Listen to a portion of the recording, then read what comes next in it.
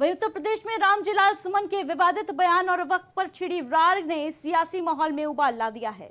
वार पलटवार का दौर लगातार जारी है। वहीं अंबेडकर जयंती के मौके पर रामजीलाल सुमन के बयान ने वक्त पर मची आग को और हवा दे दी। रामजीलाल ने एक समारोह के दौरान मंच से 19 तारीख को आगरा में जहां एक और दो हाथ करने की चेतावनी दी, वहीं यह भी ऐलान कर दिया कि अगर कोई मस्जिद खोदकर मंदिर खोजेगा तो हम भी मंदिर खोदकर बौद्ध मठ खोजेंगे।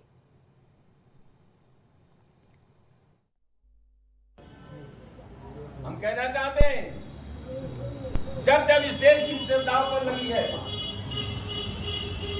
हिंदुस्तान के मुसलमान ने साबित कर दिया है कि इस देश की मिट्टी से जितनी मोहब्बत हिंदू को है, उससे कम मोहब्बत तो लड़ाई लंबी है। इसलिए तो हमने कह दिया कि हिंदुस्तान के मुसलमान ने तो कभी बाबर को अपना आदर्श नहीं माना, तो मोहम्मद साहब को अपना आदर्श मानते, दूसरे संतों को मानते। तो हमें पूछ किया कि जब तुम बाबर को कहोगे कि ये मुसलमान बाबर का डीएनए है, तो तुमने तो उसका डीएनए। वहीं रामजीलाल सुमन के इस बयान के बाद डिप्टी सीएम केशव प्रसाद मौर्य ने समाजवादी पार्टी को घेरा है। उन्होंने कहा कि कानून के साथ खिलवाड़ करने वालों को बख्शा नहीं जाएगा। दलित, पिछड़े, वंचित, शोषित या किसी भी गरीब के साथ इस प्रकार की घटनाओं को अंजाम देने का काम करेंगे, उनके खिलाफ इतनी सख्त और कड़ी कानूनी कार्रवाई होगी। ये सपा बसपा कांग्रेस की सरकार नहीं है, भारतीय जनता पार्टी की सरकार है। और कानून व्यवस्था से खिलवाड़ करने वालों का अंजाम क्या होता है, जो खिलवाड़ किए हैं उनको इसका अंजाम भुगतने के लिए तैयार रहना चाहिए। कानून के हिसाब से सख्त जल्द से जल्द कार्रवाई।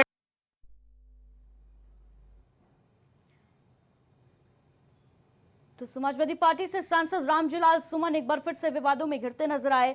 जहां अंबेडकर जयंती के मौके पर एक समारोह को संबोधित करते हुए रामजीलाल ने आगरा में दो हाथ करने की चेतावनी दी, तो वहीं ये भी ऐलान कर बैठे कि अगर कोई मस्जिद के नीचे मंदिर खोजेगा तो हम भी मंदिर के नीचे बौद्ध मठ खोजेंगे। वक्फ कानून को लेकर जगह जगह से प्रदर्शन की तस्वीरें सामने आ रही हैं। वहीं उत्तर प्रदेश में बहरहाल शांति व्यवस्था कायम है, लेकिन राजनीतिक दल एक दूसरे को घेरने की कोशिश में लगातार जुटे हुए हैं। और इस पर ज्यादा जानकारी के साथ हमारे साथ अतुल यादव जी जुड़ चुके हैं, समाजवादी पार्टी से प्रवक्ता। उनसे बातचीत करते हैं इस पूरी खबर पर। अतुल जी, बहुत बहुत स्वागत है आपका। रामजीलाल सुमन ने पहले एक बार विवादित बयान दिया राणा सांगा को लेकर, और अब एक बार फिर से सियासी हलचल जो है वो तेज हो चुकी है। वक्फ कानून को लेकर बड़ा बयान दिया है कि हम भी बौद्ध मठ खोजेंगे मंदिरों के नीचे। क्या कहेंगे इस पर?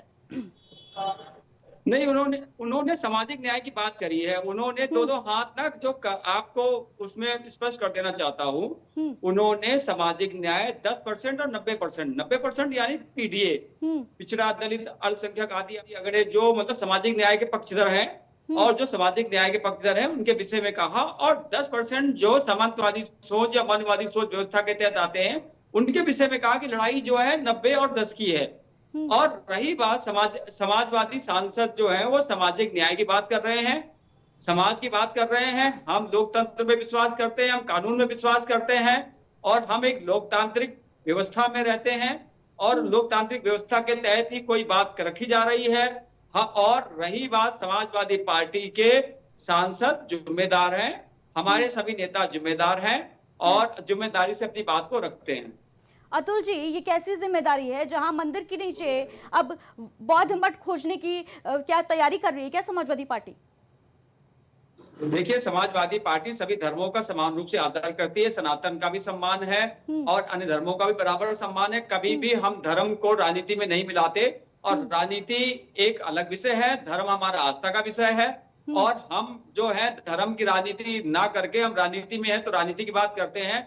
धर्म हमारा एक अलग मुद्दा होता है, अलग विषय है, वो हम सबकी आस्था से जुड़ा हुआ मुद्दा होता है। और हम सामाजिक न्याय की बात कर रहे हैं। हमारे सांसद जी जो आपने भी सुना जिस चीज मैं बयान दे रहा हूं, ये जो है वो सामाजिक न्याय की बात कर रहे हैं। उन्होंने पीडीए की बात रखी, आपने सुना भी होगा कि पीडीए को अपना हक चाहिए। अतुल जी, दो हाथ करने की बात क्या ये सामाजिक न्याय के अंतर्गत आता है? वो एक शब्दावली है, उन्होंने लड़ने वाली या झड़ने वाली, देखो समाजवादी पार्टी जो लोकतंत्र में व्यवस्था करती है, दो हाथ जो करना, हम इससे क्या तात्पर्य है अतुल जी? कि हम अपना अधिकार हक जो हमारा है वो मिलना चाहिए। हम अपने अधिकार और हक की बात कर रहे हैं, हम पीडीए की बात कर रहे हैं। दो हाथ से ये नहीं है कि लड़ाई झगड़ा करने की बात है, लड़ाई झगड़े से हमारा कोई लेना देना ही नहीं है। हम लोग सामाजिक और लोकतंत्र में रहते हैं, हम कभी भी लड़ाई झगड़े का पक्षधर नहीं है। लड़ाई झगड़े हिंसा वाली पार्टी को आप समझ, जो सत्ता में है वही वो लोग बात कर सकते हैं। हम हिंसा की बात नहीं करते, हम महात्मा गांधी को मानते हैं, हम लोहिया के समाजवाद को मानते हैं और उन्हीं के पद चिन्हों में चलते हैं। हम बाबा साहब के संविधान को मानते हैं, हम संविधान के साथ चलने वाले लोग हैं। हम लोग सामाजिक न्याय की बात कर रहे हैं और हम दो हाथ का मतलब ये नहीं है कि कुछ लड़ाई झगड़े की बात है। ये बताएं मुझे कि वक्फ कानून में कहां लिखा है कि मस्जिद खोदे जाएंगे और मंदिर की तलाश होगी?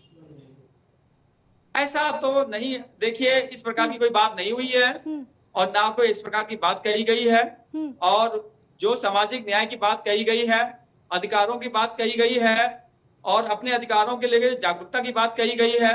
कोई भी इस प्रकार की सनातन धर्म या किसी धर्म को ठेस पहुंचाने वाली बात या किसी के वैसी कोई बात नहीं कही गई है और ना ही हम सब लोग लोकतंत्र में हैं और लोकतंत्र में अपनी जागरूकता होनी चाहिए।